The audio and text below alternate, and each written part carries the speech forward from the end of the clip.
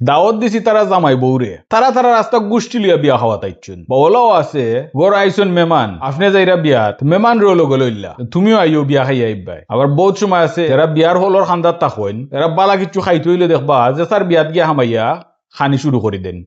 কারণ এই বিষয় লইয়া দুইটা ডাইরেক্ট হাদিস আছে। একটা হাদিস মাঝে নবী সাল্লাল্লাহু আলাইহি ওয়াসাল্লাম কইছেন, তোমার যদি কোনো খানত দাওয়াত দয় আর তোমার লগে তুমি কেউ লগে লইয়া যাইতে চাও, তো যারা দাওয়াত দিছইন এরার আগে জিকা করো যে না আমি অমুক অমুক আমার লগে আসো না আনতে পারবো নি।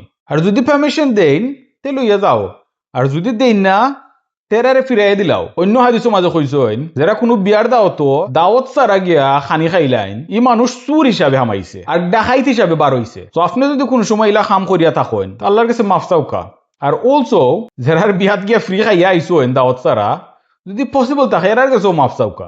আমার নিজের শুনাইলা বহুত স্টোরি অকল আছে, আমি নিজে পাইছি মানুষ রইলা বিয়ার মাঝে। আমার নিজের বইনের বিয়ার সময় গিয়া দেখি আমার মাদ্রাসার ক্লাসমেট জিজ্ঞা করলাম তুমি নো কিতা করো, তুমি কার পক্ষে? আমি তো কন্যার পক্ষে, আমি কন্যার চাচার বড় ভাই। আমি কইলাম আমি কন্যার ভাই। চলা সিচুয়েশন হলো হয় অলসো বিয়ার খানি লইয়া নবী সাল্লাল্লাহু আলাইহি ওয়াসাল্লামে আরো ভেরি ইন্টারেস্টিং একটা কথা কইছেন। কইছেন যে বিয়ার খানি হইল গিয়া সব থেকে বাদ খানি। ইলা কইরা না জানে বিয়ার খানি মাঝে বরকত নাই। আর ও সমান হাদিস মাঝে বুঝাইছেন নবী সাল্লাল্লাহু আলাইহি ওয়াসাল্লাম আমরারে খেনেই কেন কইরা বিয়ার দা খানির দাওয়াত ধনী মানুষের দাওয়াত দেয় আর গরিব মানুষরে দাওয়াত দেয় না। মানে ধনী তো বেটা সবসময় এমনি বালা খাইরো, গরিব মানুষের বেটা কেউ যদি বিয়াত বা অর্থাৎ ইভেন্টের মাঝে দাওয়াত দেন তো একটু বালা জিনিস খাইলো, মাংস খাইলো, তারারে দাওয়াত দেয় না।